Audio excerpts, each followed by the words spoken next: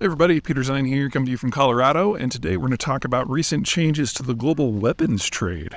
Now, there are some usual suspects that are still in play.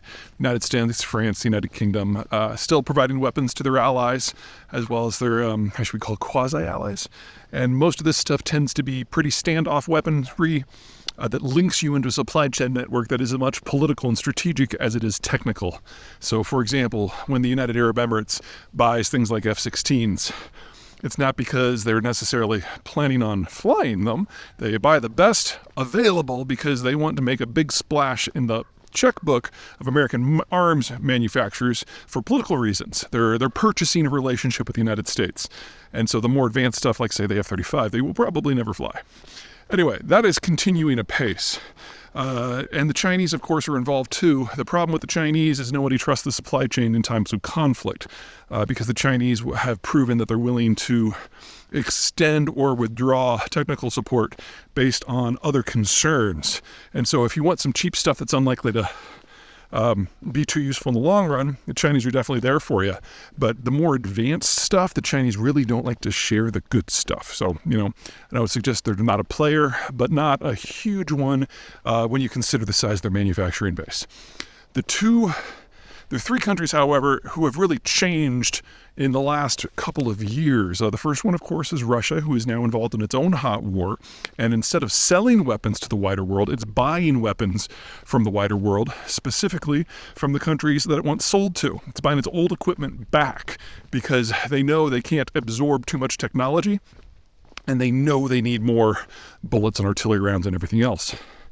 The other two players who have changed, the first one has also slipped down the rankings, and that's North Korea. Here it's a technical issue. North Korea is many, many things, but a technological superpower it is not. And while it in the past has produced a large number of weapons for export, the quality of them hasn't really improved over the last 20, 25 years. So they are seen in the face of more advanced systems, a little bit of competition. I don't mean to suggest they're not a proliferation risk. Things like intercontinental ballistic missiles or nuclear programs, those are still things where they are in the top 10 in the world. But it's not like they're this gaping source like they used to be. And one more thing about the North Korean military, it's huge. And they spend a lot of their effort simply keeping up with what they've already built, just keeping it updated. So in this, the Ukraine war has been a godsend because the Russians came in and bought something like 10 million artillery shells from them that were half-century old.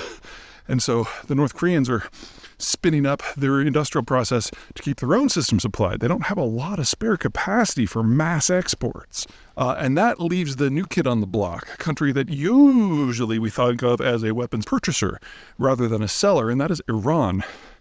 Iran, starting about 7 years ago, started to get into the world of drones when it launched an attack across Iraqi airspace to target the Ghawar oil fields in Saudi Arabia.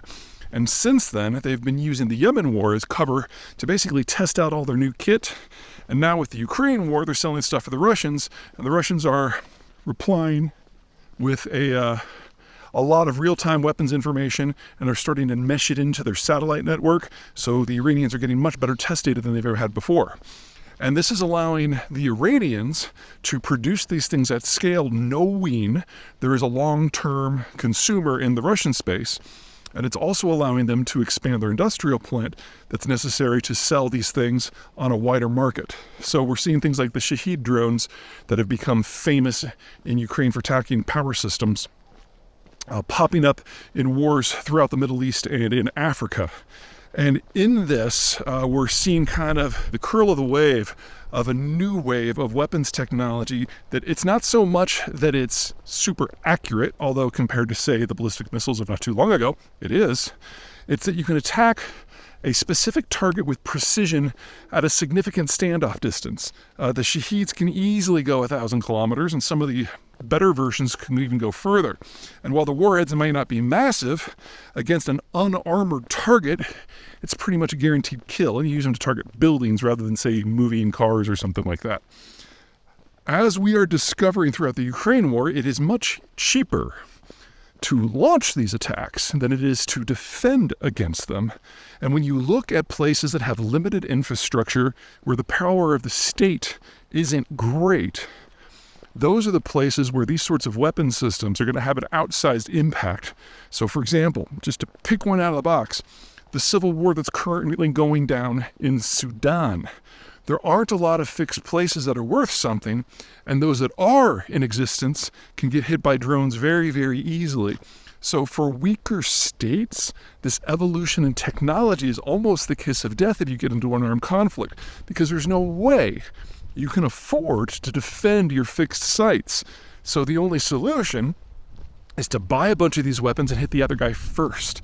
So the conflicts that we've been seeing that have gotten steadily more involved and bloodier since about 1990 in this part of the world, sub-Saharan Africa, North Africa, and the Middle East, and maybe to a lesser degree Central Asia, you should expect to see a lot more activity like this, and you should expect it to do some real damage, not necessarily in a military sense, but to the ability of a government to function. Because if you can start taking out things like power centers, and every once in a while drop a drone on the presidential palace, the disruption that's going to have to a system that is already pretty weak is fairly extreme. Today, Iran is the primary purveyor of things like this. But, no offense to the Persian scientists, they're not top-notch, and it's not going to be too long before other countries get in on that particular action as these weapons become the new normal for low-level conflicts around the world.